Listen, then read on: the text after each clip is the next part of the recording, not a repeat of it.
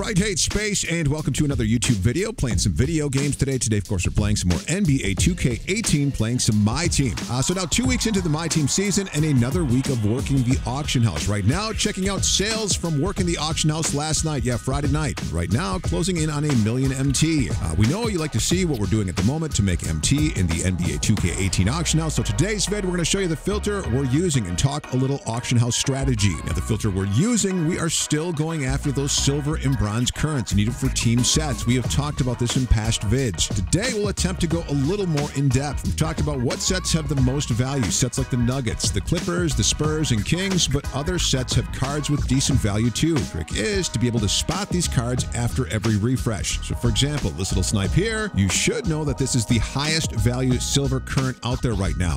Could you spot this card? Can you spot other cards? Really need to get familiar with the cards in these sets. And what we're doing to target these cards is setting up a filter by adjusting our card color and adjusting our buy now price range. Yeah, we're usually setting our buy now price at around 1,000 to 1,200 MT. We're adjusting that buy now price as needed. So if we're missing on snipes, if we're too late getting to cards that have value, maybe we're lowering our buy now price range so we can get there quicker. Or if we want to see more cards, maybe we're raising our buy now price range. And then it's all about getting into a little rhythm. Yeah, the filter unfortunately resets after every refresh. And at first, not gonna lie, this is a little annoying, but now a couple of weeks into the season, we can set it back up pretty quick. It's just changing card color and then adjusting our buy now price range. And then scrolling to the right and looking at cards with end auction times of 4, 12, and 24 hours. And of course, you gotta be quick when you spot those higher value cards. Put some time into doing this. Get some practice. You'll be able to pick out these higher value cards. They definitely stand out from the other cards you're used to seeing all the time in this lower buy now price range. And yeah, sometimes you'll take plenty of L's,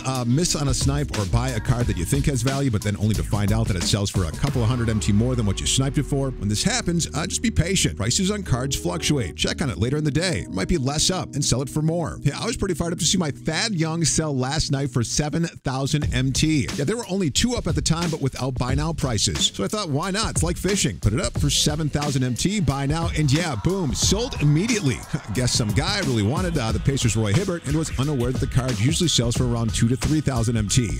Enjoy Hibbert, and by the way, card is a slug. And that's an important auction house tip. Every time you post a card, look up that card first. See what it's selling for. There's a lot of them up, and I don't want to give the card away. I'll wait and post it later. And yeah, watch for opportunities to stock up on cards when their price dips. For example, we've seen several times the price on current Austin Rivers, Will Barton, Sam Decker drop to around 1,000 to 1,500 MT. We're definitely stocking up because on a good day, these cards will sell for 2,500 to 3,000 MT.